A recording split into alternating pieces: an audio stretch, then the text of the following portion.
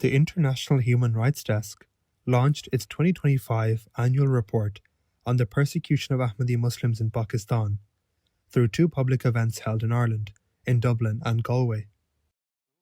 The launch took place amid Ireland's continued commitment to international human rights issues, particularly in the current global climate. In a gesture described by organisers as emblematic of Irish hospitality, the event received a warm Céad Míle Fáilte, 100,000 welcomes, from the Irish speakers who addressed the gathering. The first event was held on the evening of Monday, 9th February, at the Royal Irish Academy in Dublin, and brought together a distinguished group of speakers alongside members of the public. During the programme, the head of the International Human Rights Desk, Mirza Usman Sahib, presented the key findings of the 2025 report, outlining the systemic persecution faced by Ahmadis in Pakistan. We're presenting our annual report today, and at the beginning we have like these brief stat pages and those kind of things, but the numbers don't really sort of justify or do justice to the lived experience of people. In previous years, in certain metrics, we've had higher numbers than we do have now. But when you look at the everyday lived experience of Ahmadi, it's significantly worse than it was this year, than it was last year, and so on and so forth. The audience was also shown a short documentary tracing the historical and legal background of Ahmadi persecution, including the constitutional provisions in Pakistan that specifically target Ahmadi Muslims. Guest speakers included Assistant Commissioner for Roads Policing and Community Engagement, Katharina Gunn, Irish barrister Gary O'Halloran, who specialises in immigration and asylum law, Professor Grania McMorrow of the University of Galway, an internationally respected human rights lawyer, Deputy John Laharge TD, Chair of the Oireachtas Committee on Foreign Affairs and Trade, and former politician and Fianna Fáil TD, Eamon O'Keefe, a long-standing friend of the Ahmadiyya Muslim community. Eamon O'Keefe was the first speaker of the evening. One thing that has always struck me about the Ahmadiyya community is their commitment to peace and their rejection of violence. And it's easy to say but very hard to do, and it's one thing that's absolutely impressed me about the Ahmadiyya community. You literally live by your motto, love for all and hatred for none. And even when you're persecuted, you don't retaliate. He also spoke about the challenges involved in documenting abuses. Because an abuse not documented is an abuse not seen. And I know it can be difficult work, painful work, to actually document all these abuses. But it's absolutely vital to get your message about that you do that. In her address, Professor Grania McMorrow commended the Ahmadiyya Muslim community and missionary in charge Maulana Ibrahim Noonan Sahib for taking a principled stand on Palestine while facing persecution of their own. She went on to speak about the significance of the report and the importance of collective action. A report like this creates an imperative. It compels us to act, to do what we can, to bring the message and the factual accounts to other organisations to highlight the intolerable situation that prevails against Ahmadiyya Muslims. Because if we do not act, we are inevitably in some way complicit in the continuation of something appalling. I promise you now that I certainly will take it into every arena and to every organisation that I personally come into contact with. That is my best promise. It may achieve very little, but I promise you I will take it forward wherever I can. Speaking on the importance of the report and its credibility, Barrister Gary O'Halloran noted its alignment with findings by major international human rights organisations. A respected publication that shows what's happening on the ground.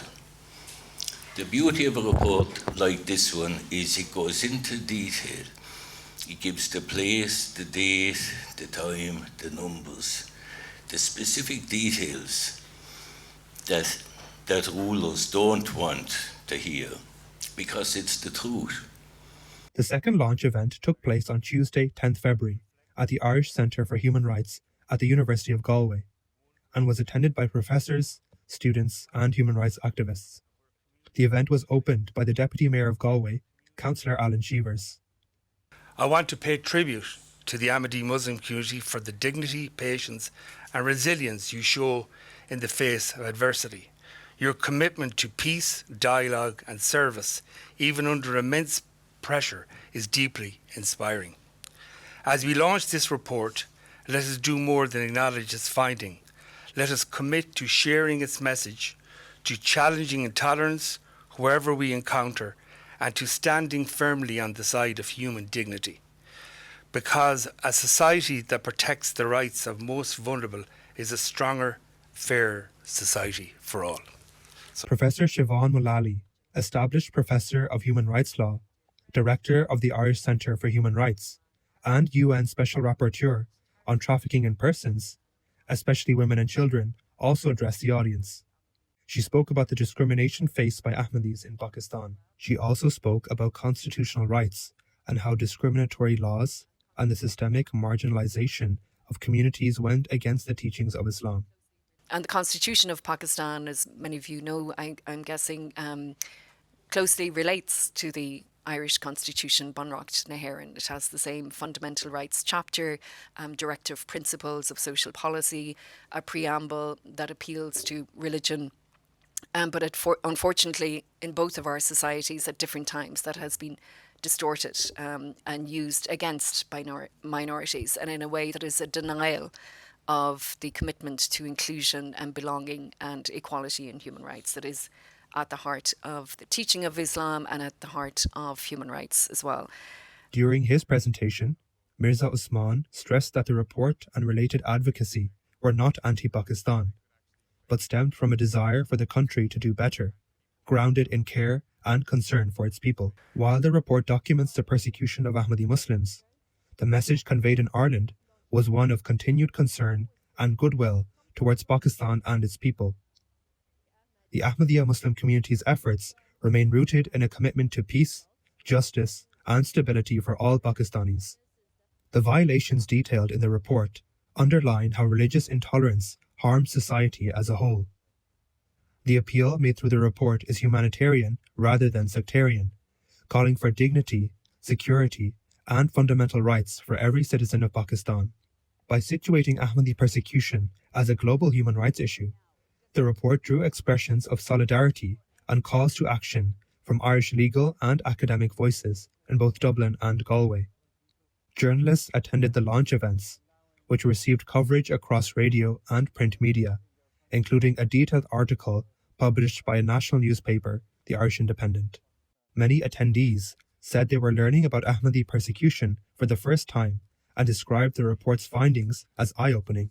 What struck me the most is the criminal penalties that can be inflicted on people whose behavior is perceived as anti-Islamic, and also the violent repression that members of the Ahmadi community face, which is truly horrifying, especially in light of how brazen and open some of the violence seems to have been in the commission of the course of conduct that led to these horrible things happening. So I'm truly horrified by what I learned today. But I would say today's launch actually opened my eyes to more, and the injustice. I was really touched, and I would say it's really sad what is happening. And I'm surprised that this information hasn't gone out to the public, and most people are not aware of it. So I think it's really great that this event happened and this launch happened, because I always say, sometimes when we speak, we really don't get it.